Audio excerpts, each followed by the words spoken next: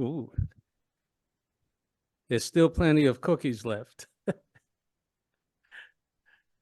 The brownies are going quickly. Mike, you didn't tell me there were going to be brownies.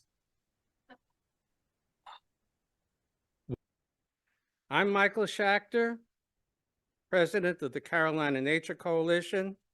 I want to do a few thank yous. I want to thank Public Radio East for having it on their calendar. I want to thank New Bern Now, and especially I want to thank the Unitarian Universalist Fellowship of New Bern for having this venue here, fantastic venue that we use, and Tom Shoup, our CNC secretary and tech guru, along with Steffi, who has been helping out. I want to thank Connie Casey, our communications director, and Brownie Baker.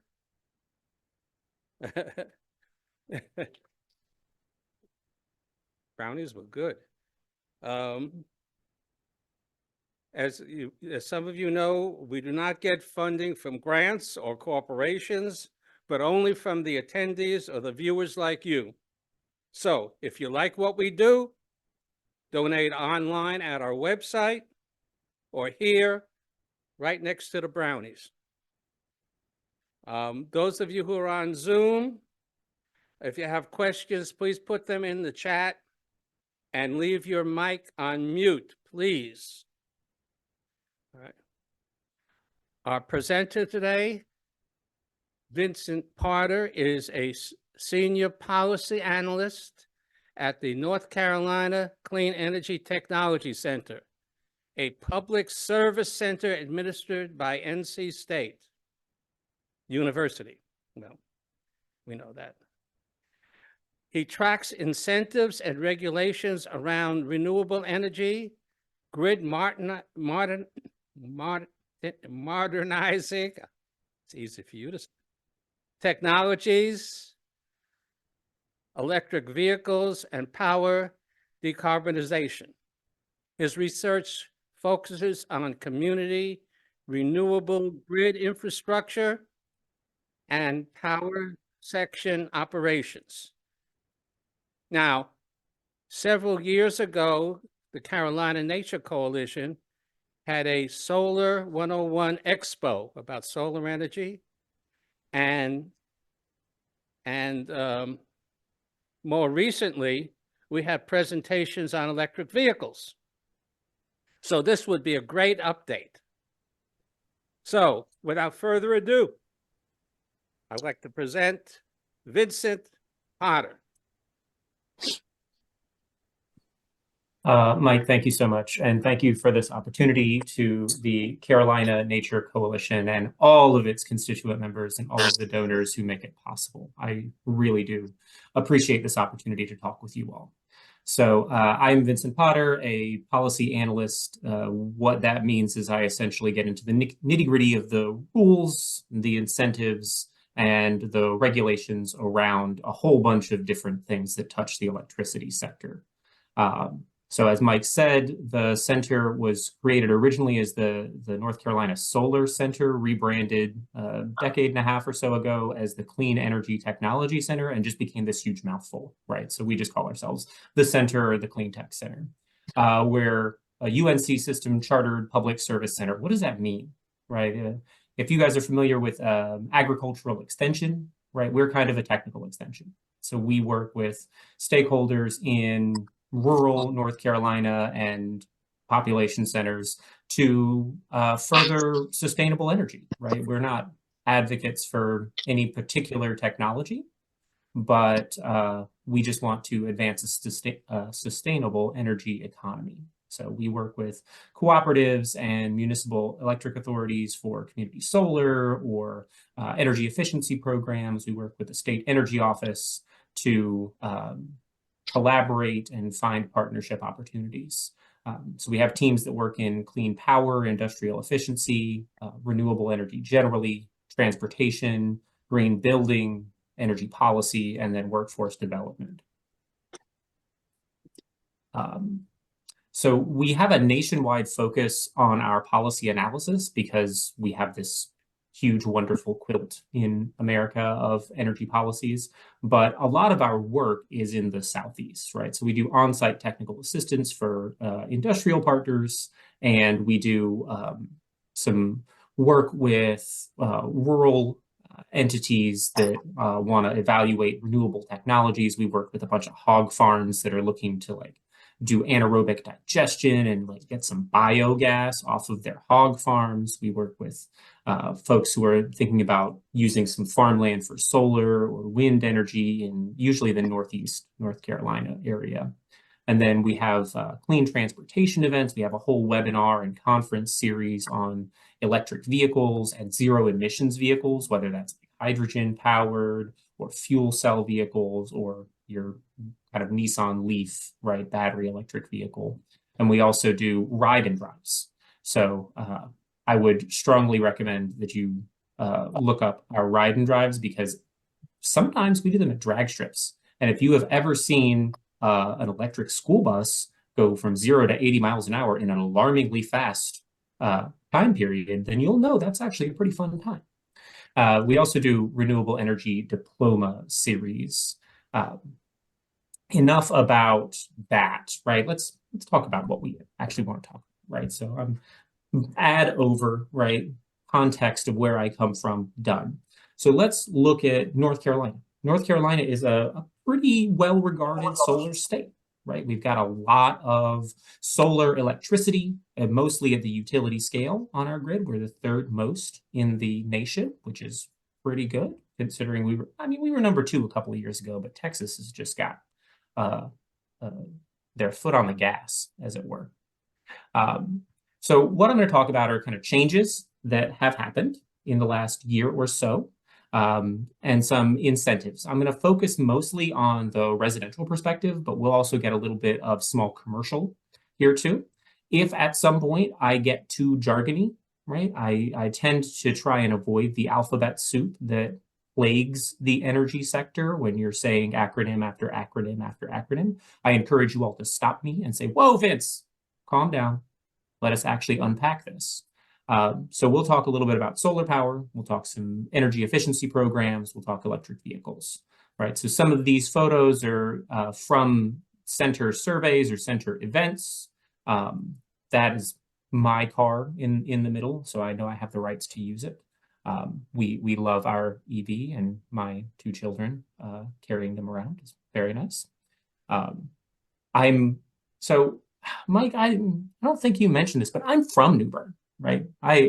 My mother still lives there. We visit all the time, and I'm so excited. I didn't know that you guys existed, right? And I'm just so kind of jazzed that there's a kind of nature coalition that is interested in energy and sustainability adjacent things. So I think that's really cool. So you guys are pretty awesome. I'll say that. So without further delay, North Carolina has about 40,000 residential solar installations throughout its 100 counties. You have 2 options when you're talking about solar, right? You either own it and have it installed on your roof, or you lease it through a third-party company. New Bern and Craven County are not as plagued with this as some of the other counties, Johnston in particular, where there are lots of companies that come through and knock on doors and want to install solar panels on your roof for a lease. So that is a way that you can kind of generate your own electricity and maybe get a little bit of a discount on your energy bills. We'll talk about how that system works in a few minutes here. But that's pretty straightforward, right? That's you have a building, you put solar panels on it, you generate electricity, and you make an agreement with your local utility. There's another construct that is less common in North Carolina. We see it elsewhere. It's called community solar. And this is a model where there's a large solar array, maybe in a field somewhere or on top of a warehouse or parking structure. And then people can subscribe to the energy that is produced by those panels and use that as though those panels were on their own home. So Duke Energy was mandated several years ago to develop this program, and they're finally ready to kind of put something in front of the Utilities Commission for approval, but it's been a very slow-going process. There are some cooperative and municipal electric utilities that do things like this because they've got other support or they've found more economical ways to do it. I have a vested interest in this, right? I think it's really a novel model for people who don't have a roof of their own, whether they're renters or they own a condominium or something like that, or they don't want to cut down trees in their yard, or their house is poorly facing, right? So I think it's quite an interesting strategy to allow people to access solar energy in a more equitable way, let's say. So the center does some work on this. We work with municipal and co-op public power authorities to design these programs where you would get a bill discount of $15 or $30 a month based on your subscription size, and then you would pay a subscription fee that's actually less than that, right? So let me unpack that ever so slightly. So if you have a program that's saving you $15 or $20 a month, you would pay a subscription fee of less than that. So you'd pay $9 or $12 a month or something like that. So you still end up beneficial in the process. It makes it a very kind of easy program, but North Carolina hasn't quite cracked this nut for broad use yet. So some incentives that we all probably are vaguely aware of if you're thinking about installing solar as an individual customer. There is a federal investment tax credit, right? That's a 30% rebate, which is kind of like a discount on a solar panel purchase, but you have to owe money in taxes, right? You have to have what they call a tax appetite. So you have to have enough money to get back on your taxes. So many even families don't qualify for that. So a different, like maybe a leasing model or something else may be better for that. There's also a property tax exemption. So if any of you have solar on your house and have recently been reassessed, as I think all of the 100 counties in North Carolina are getting their property taxes reassessed, your solar panels should not appear on that. And I've had some people that have called me and say, hey, is this okay? I mean, are they not valuing my solar panels? But there's actually a law in North Carolina that cannot increase your property tax value for taxation purposes, right? So it can increase the value of your home when you sell it, but they can't use that to make you pay more taxes, which is cool. All right, so let's talk for just a second about a hypothetical model, right? So if you decide to put solar on your house, how does that actually save you money, right? So you generate some amount of electricity that you would purchase from the utility, right?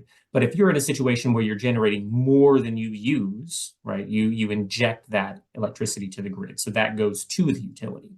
So they go through a process called net metering based on how much energy you use, right, and how much energy you give back to the grid.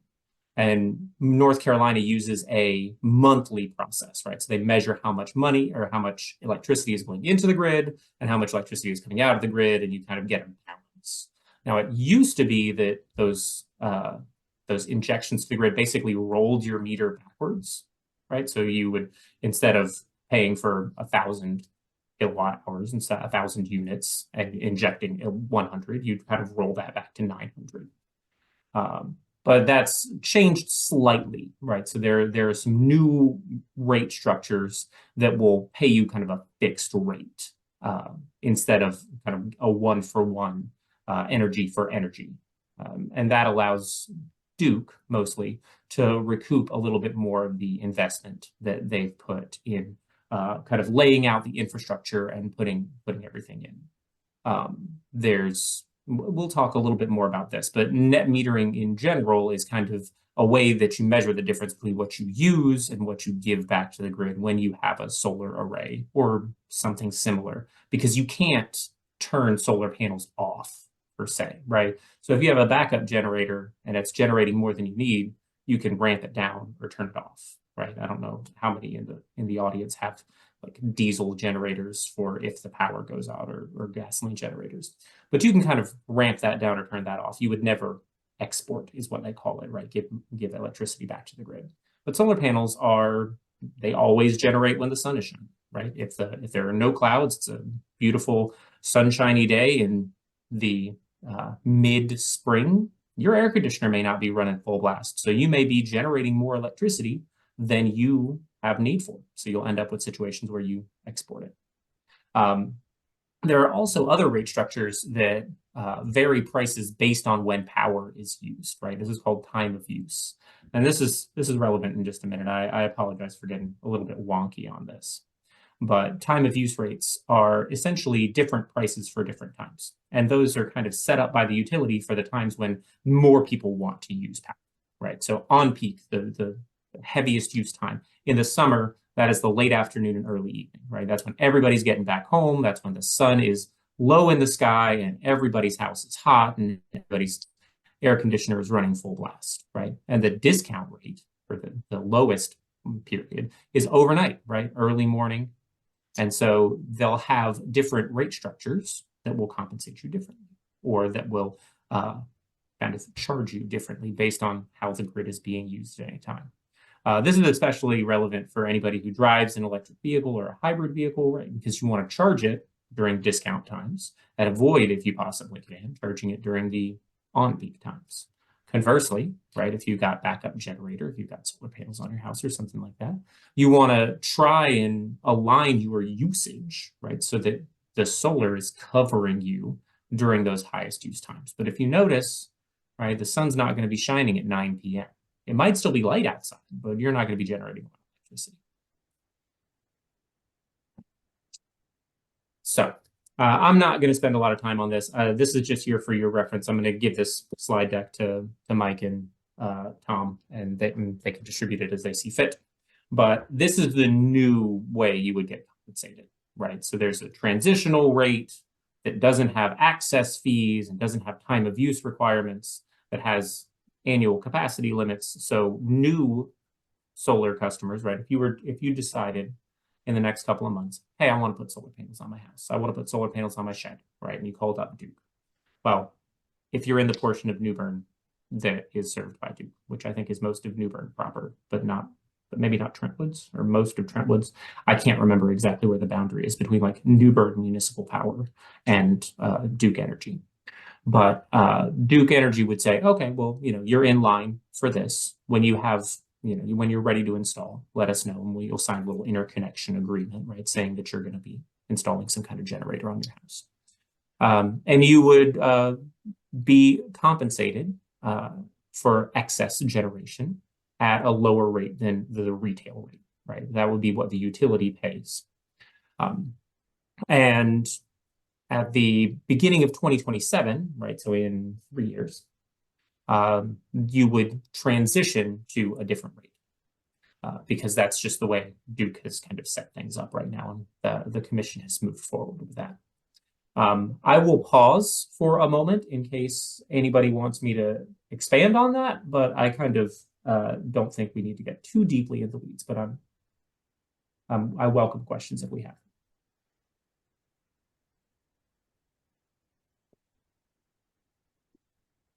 Hearing none, I'm moving straight along. So let's talk about more practical things that one can do, right? Not installing a $10,000 solar array on the top of your house, right? So you can increase the efficiency of the buildings that you're in, right? So you install a more efficient air conditioner or heater, right? Water heater upgrades, insulation in your attic or crawl space, better insulation, air sealing, duct sealing, right? All of these different measures that one can take to install and make your house use the energy that it's going to use a little bit better. So the easiest one that I've found, right, is if you've got one of those thermostats that's not programmable, not smart, nothing like that, spend the $75. Get yourself a programmable thermostat. Right? Set yourself a schedule so that in the mornings it comes on, and you can, so we have it so that it basically overnight in the middle of the day, it's kind of lets it drift a little bit more, right? So in the summer, we'll let it get 78, 79 degrees in the early afternoon when I'm at work and my wife is in a north-facing room, right? She works from home. So smart thermostats are a completely different beast, right? These things are like Wi-Fi connected, app controlled, you schedule it, you adjust it. In my opinion, right, unless you're really into kind of instantaneously updating and instantaneously reacting, it is not necessary, right? You can automate your entire house and get everything just technically right. And Tom, maybe the technical, the techie kind of guy really likes that stuff. But for most consumers, right, as long as you've got a schedule and you keep your settings reasonable, that's probably a pretty good step. So I'll touch on a couple of the rebate structures that exist here. Duke Energy has a central air conditioner and heat pump upgrade rebate for $250, $50 extra with a smart thermostat. They have also, if you want to do a heat pump water heater or attic insulation, air sealing, duct sealing, that kind of stuff, right? So Duke will pay you a little bit to make these efficiency upgrades and use it a little bit better. Now, this is also available in small commercial installations, but not for larger facilities. But not bad to get a little bit of money back, especially if you're replacing something already. The city of New Bern, the Municipal Electric Authority, has an electric heat pump and water heater rebate. Now, when I lived in New Bern, we opted into the city's load management program. So they put on these little switches in which they turn off your devices or prevent you from operating your devices for a period of time during peak time. So maybe at 5 p.m. you would only be limited to half capacity or something like that. Onslow and Jones Municipal Cooperative. No, I'm sorry, membership cooperative. They're another co-op. Do an appliance rebate, so $25 a year. If you get an efficient appliance, you can apply for a new credit every new appliance, one per year. A small benefit for central AC, and then for heat pumps. So heat pumps are the new thing, I guess. They've gotten much more efficient over the past 3 years, I would say. I mean, they're still a little bit more pricey than your traditional kind of electric or like gas, fuel oil, propane fired furnaces, but they are so much more efficient. Like it is crazy. And so a lot of the energy efficiency is kind of pushing towards heat pumps in one fashion or another. I'll talk in a few minutes about some federal rebates that are also available from that perspective. So we'll move away from efficiency and talk a little bit about electric vehicles, right? And what one can do and how one might be able to get a rebate or an incentive for a new vehicle, should they be in the market for one. There are no state incentives in North Carolina presently. There's the federal tax credit, the Inflation Reduction Act, and I could talk to you folks for an hour or more about the Inflation Reduction Act. It is a lot of separate programs. What shakes out of the IRA for this particular topic is instead of getting one $7,500 rebate, you get two $3,750 rebates. One, if your batteries and battery components were 60% made or finished in North America, and another $3,750 if your critical minerals were extracted, processed, or from recycled materials in North America. All right, so those are the kind of two tiers of it. It's complex. It is hard to follow exactly what that is. So what the folks at Treasury are working on now, apparently, is a point of sale discount from dealerships. So dealerships will be able to know approximately what each vehicle gets rebate-wise, and then be able to give you a discount, right? And that is so much more helpful then trying to make sure that you have the tax appetite for it, right? You have enough taxes that you owe, that $7,500 in tax rebates or deferrals will help you. So I'm looking forward to seeing how that actually is implemented. If we look at USA Today, there are a handful of cars. This was from January 3rd, right? So this month. There are still a handful of cars that qualify for the $7,500 tax rebate. EVs no longer eligible. I put this list here because those are actually when I was buying an electric vehicle in 2001. Those were the vehicles that I was selecting from, right? I chose, I chose a Volkswagen. And I'm very happy with it, but it's no longer eligible for a rebate. So yeah, I'm interested to see where this goes from like a vehicle perspective, right? Because there's a lot of confusion and a lot of not necessarily misinformation, but there's a lack of information available in a lot of ways about what you can get as far as vehicles go. But this list from USA Today seems fairly well vetted, and the folks who are in the know seem to agree with it. So there are some charger, let's call them, incentives in the eastern portion of North Carolina. Cape Hatteras Electric Cooperative gives you $100. Some other cooperatives, mostly in the western and central part of the state, have programs for EVSE as well. And Duke Energy has a really big residential make-ready rebate, but that's not for the charger itself, right? So when we say make-ready with regards to this, what we mean is upgrading your electrical panel or all of these kind of supporting upgrades. So a lot of older construction won't have room on their breaker box to support the level of charging or the level of power draw that an electric vehicle charger needs, right? Essentially, it needs a dryer outlet, right? So it kind of needs like 60 amps roundabout. So Duke offers a program that can rebate you for your electrical panel upgrades, which can usually be $1,000, $2,000, right? So getting discounts on that is really quite helpful.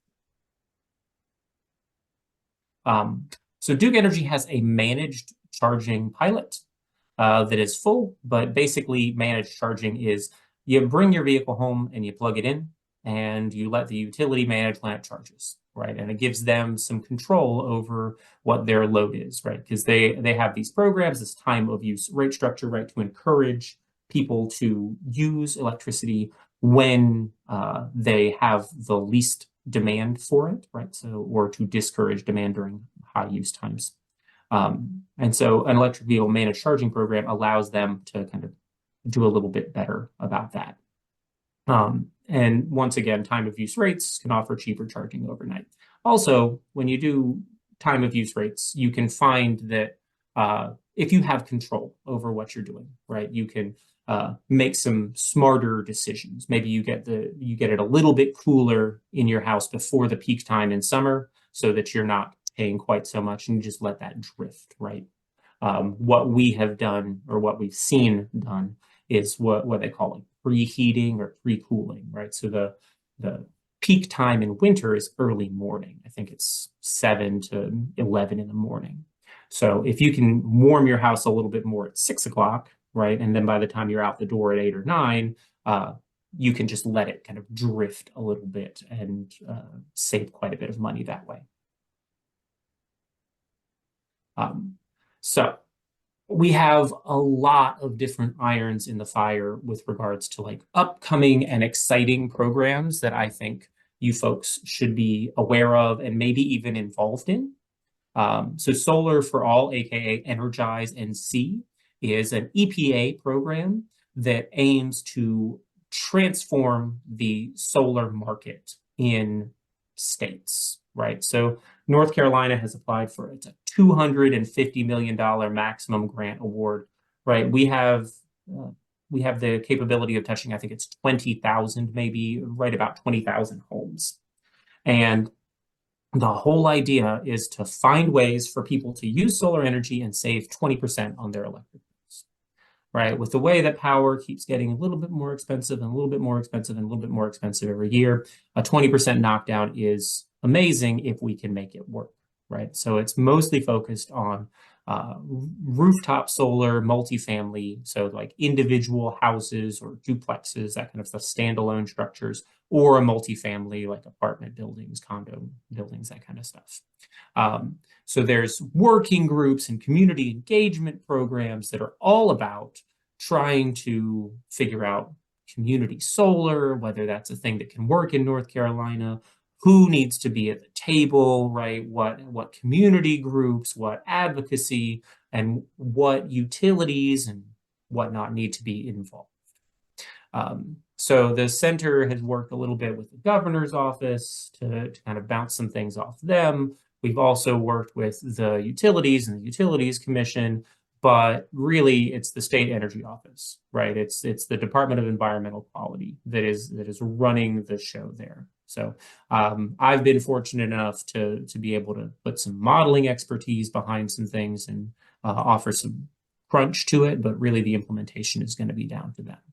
We're going to be convening some interested party type stakeholder work groups in the next several months. We're expecting some kind of announcement with regards to funding by, I think, June of 2024. And it'll be a 5-year program, right? So year 1 will be planning what we're going to do. And then years 2 through 5 will be community solar subscriptions for folks, figuring out housing, figuring out how to install, that much solar on that many homes. And we have a lot of worries, right? So we're working with licensure boards and installers to make sure that there are adequate customer protections, to make sure that there's some kind of quality assurance, right? Because we don't want this huge money, this huge pot of money to attract a whole bunch of shady solar installers, right? We want to work and have a kind of customer and contractor agreement that is enforceable with maintenance requirements and performance requirements that actually have a little bit of teeth. So we're currently workshopping that with electricians and licensure boards and installers. So if you would like to keep tabs on that, energizenc.com is kind of the repository for information there. Eventually, that will also house a portal for how one might apply to work in that program, or how one might apply for funds in that program, or just to be a party to it. We have aspirations for things beyond that, but that's what we're hoping for Solar for All. And irrespective of how much funding we get, whether we get 250 million, the absolute maximum funding amount that we can get, or less than that, the center is still looking forward to having continued conversations in transforming the market, right? So Duke and the state and the other utilities, Dominion, TVA, right, the other big power companies, all have carbon neutrality goals of some description, and they all involve solar of some description. So trying to figure out how everything works together and maximize these opportunities is really, really important to us. From the State Energy Office specifically, right, there's something called CPRG, right? And this has been the bane of my existence for the past 2 months. Planning right now, the carbon pollution reduction grants. So these are programs that touch residential, small commercial, right? I don't know what lines of work you folks are in, but if any of you manage buildings or work in large commercial or industrial facilities, I really, really encourage you to start to make some public comments, right? So public comments being accepted until I think the end of next month. And this is just a way for every North Carolinian to participate and to have an input in what these plans include.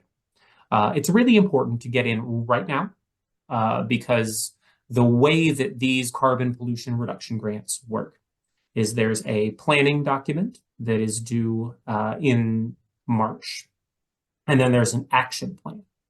right? But if things are not in the planning document, they cannot be part of the action plan grants, right? So we've worked with low-income housing authorities. We've worked with like Interfaith Power and Light and various kind of low-income community organizations in the state to make sure that their voices are heard, to make sure that the like industrial processes, right, that we don't have a lot of historical grants to make more efficient in North Carolina, to make sure that their voices can get heard so that we have a real shot at something that is not just for, you know, one type of building or one type of customer, something that truly represents what goes on throughout North Carolina. And then some federal programs that the State Energy Office is implementing are home efficiency rebates and home energy and appliance rebates. Those I'll touch on in just a minute.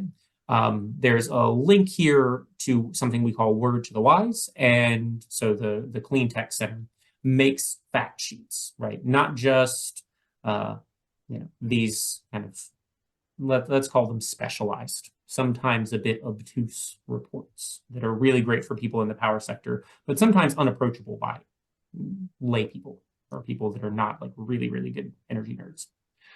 So these are our Word to the Wise series is kind of like, how does one use this? How does one apply for these kind of grants?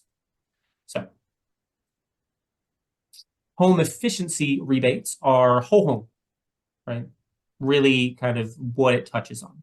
So you have to have a measured or modeled energy savings of 20%, and it will be kind of a cost coverage based on, it provides you a discount, essentially. If it's a low income household as measured for the like area median income, you get 80% discount. For most other households, it gets a 50% discount. Now, as far as how this is being implemented right now, it's just kind of like TBD, unfortunately, because the State Energy Office still has to determine exactly how they're going to administer the program. We expect it to look something like the Weatherization Assistance Program currently looks, but we're not exactly sure what that process is going to look like. Similarly, the home electrification and appliance rebates, they are, again, to be determined by the State Energy Office. It is a point of sale rebate, though, so you will be able to get it from your installer or vendor, right? And that'll be really helpful.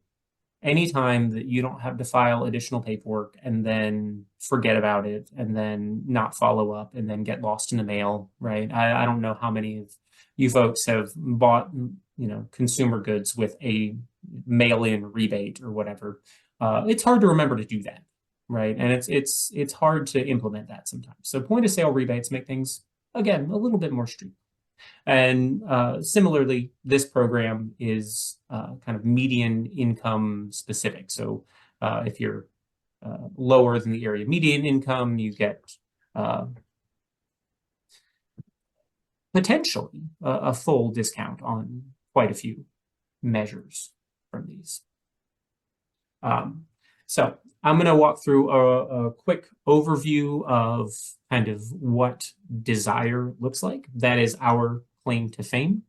And this is how one can, at home, search for rebates, right? This is how you can find the information that you would like. So desire is the database of state incentives for renewables and efficiency. Decades ago, it was a DOE-sponsored program that was a partnership between NC State University and the Clean Tech Center and I think the Interstate Renewable Energy Council. And so the center administers this program, right? So we look at all 50 states, all utilities that have more than 30,000 customers, unless they're in North Carolina, then we look at all utilities and what is happening at state legislatures. So any enacted incentive or rebate program, we try and capture.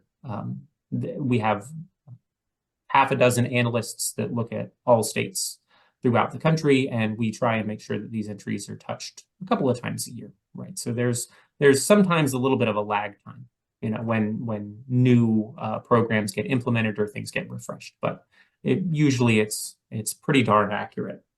So now it is a free resource for anyone and everyone to use. So we start off with going to Desire USA, and you enter your state or your zip code. You choose a category and a technology. So this filter that I have kind of photographed here, snipped, I should say more accurately, is financial incentives in North Carolina. If we move forward, looking at when I was doing my research for this, I looked at what was going on in the city of New Bern. So City of New Bern Electric has a energy efficiency rebate program. So here's kind of the quick view of that.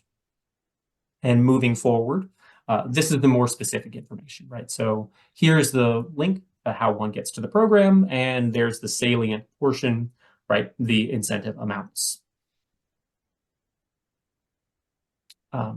So yeah, that's what I have for you folks. I hope that catches you up. That didn't, I hope, overwhelm you too much. What I'm trying to tell you, your takeaway from today is that there are incentives if you want to install solar on your home. There are novel mechanisms if you are interested in community solar or other alternative possibilities for getting renewable energy. There are ways for you to make your home more efficient, more cheaply, either from the state energy office, from Duke Power, or from perhaps your local municipal authority or your cooperative. And there are ways to get specific electric vehicles a little bit less expensively, and ways to charge them a little bit more cheaply. So I hope you all have found this informative. I will be happy to take any questions, and I will stick around here and drink my tea. Okay, thank you so much. Oh, there he is. Can you hear me on this here? You might have heard that he said while he was in New Bern. Well, I forgot to tell you that he is from this area, from Craven County. He went to school here. So he has family here. Yep. So, New Bern High, class of 01. aha, see, so he is from here. So that's what I forgot to tell you. Also, a lot of people here, I know I'm from the country, out in Tuscarora area, and Sure. so we're on Duke, so we can get some of the Duke rebates, that people in New Bern cannot get, I guess. Now, if you have questions in the audience, please wait for the mic to get to you. The other thing I want to say is Vincent said he's going to give us the slides, and we will email the slides out to the people. But this whole presentation will be on our website. So if you miss some of those links, go to our website and you can go through the whole presentation again. Okay. I just got to say, while you're passing the mic around in the room, the website is amazing. I still love your owl. The owl is great. I think all websites need to have, some beautification and a little melody. Reminds me of Mr. Rogers. I have a question for you. Maybe 8 years ago, I was looking at building a dock, and I spoke with CAMA, and CAMA assured me that it was illegal in North Carolina for me to put solar panels on my dock because I'd be taking photons from public trust waters and shipping them to mainland. And I thought, are you kidding me? We have the NC Solar Center and all this stuff, but they were pretty strong about it.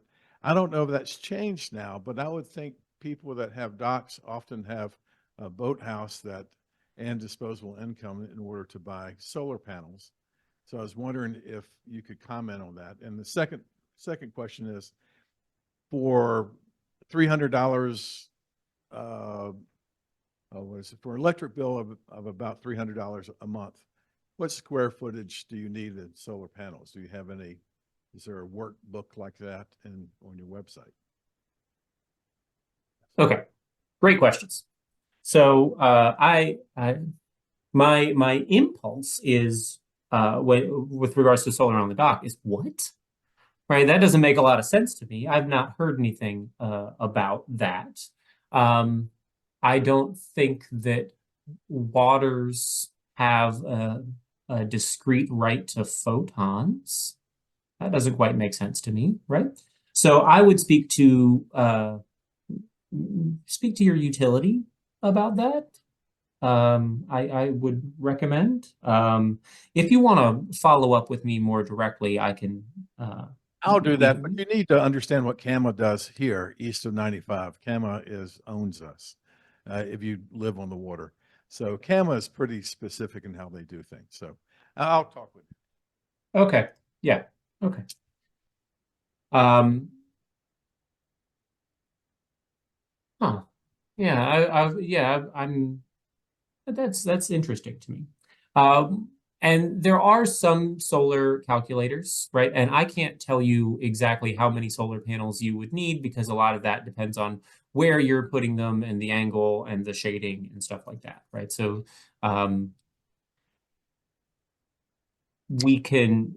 it would require a more in-depth kind of analysis, right? Because sometimes you're paying, it would depend on like electric rates and that kind of stuff.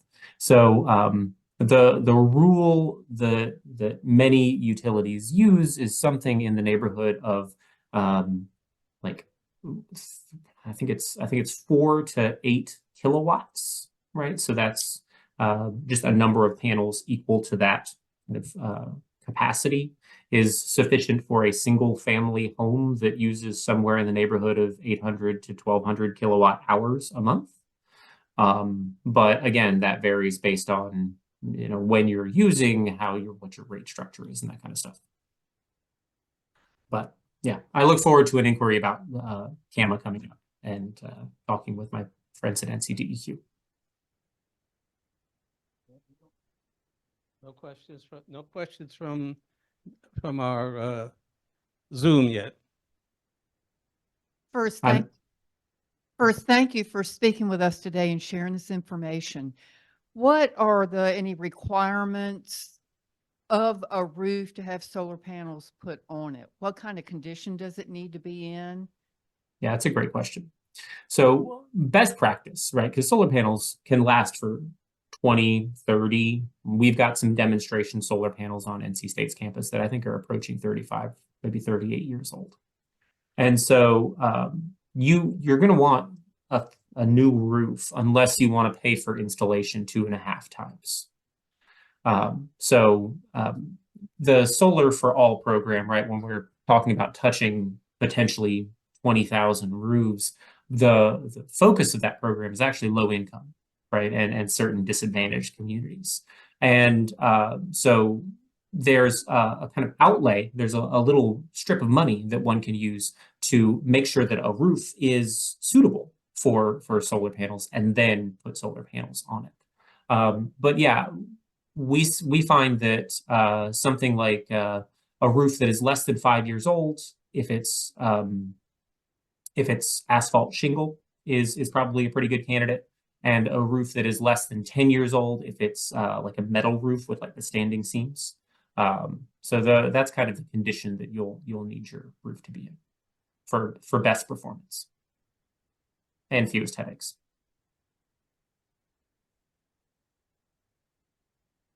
Do they cut the roof to put the panels in, or do they lay them on top of the roof? The panels are laid on top of the roof, but they use a support structure that has to be bolted down.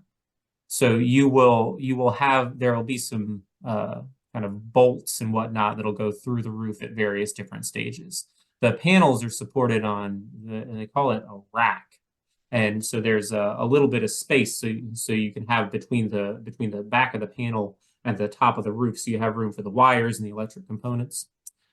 So they'll have to make some holes in the roof, which they'll seal, right, to actually secure those racks to it.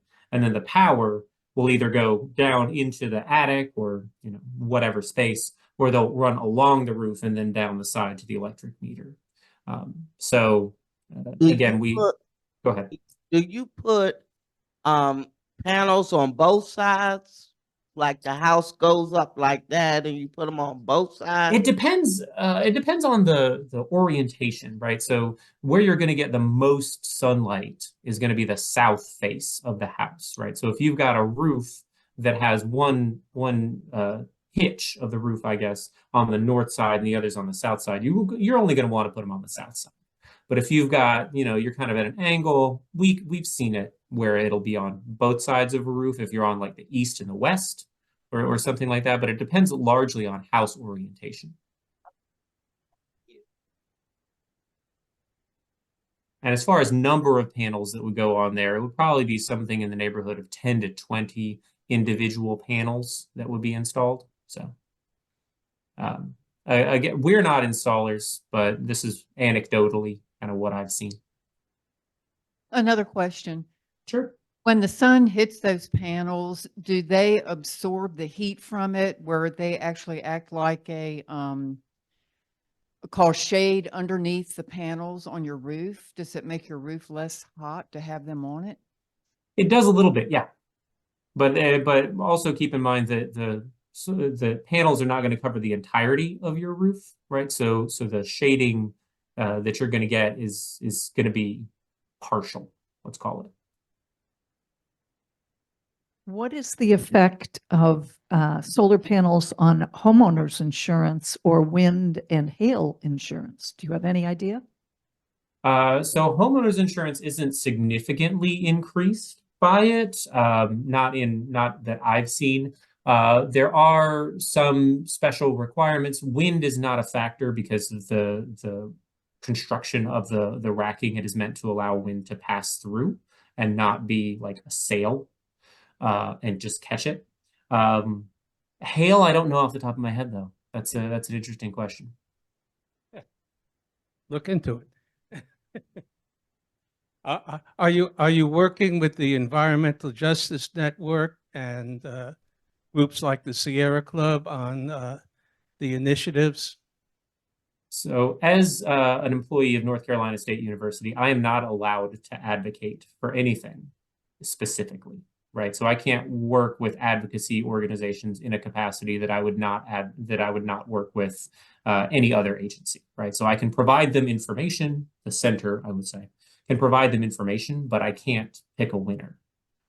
So we advocate for sustainable energy, but we provide information to the Sierra Club when they request it, right? We work with the North Carolina Justice Center to reach out to certain community organizations and advocate for lower income affordability as far as energy goes, right? Because like, the thing that really gets me sometimes is how expensive electricity or energy is sometimes, and it's a real burden for some households. And so we're all about trying to find ways to make people comfortable for cheaper.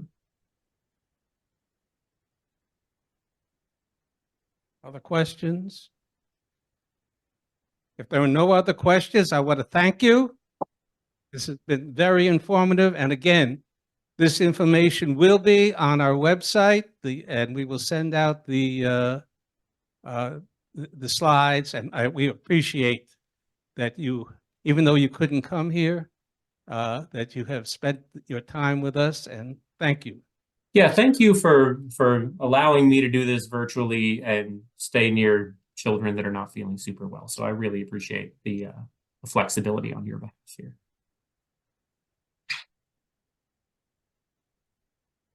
Well, I always like to end by saying, if you liked what you heard today and were informed, please donate.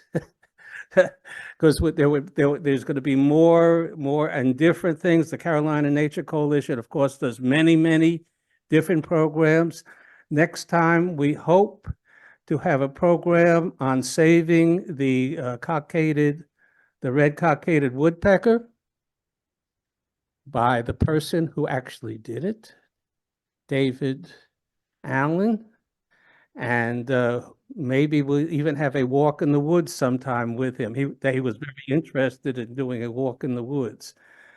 So we have a lot of things coming up in the future. So if you're interested, please donate.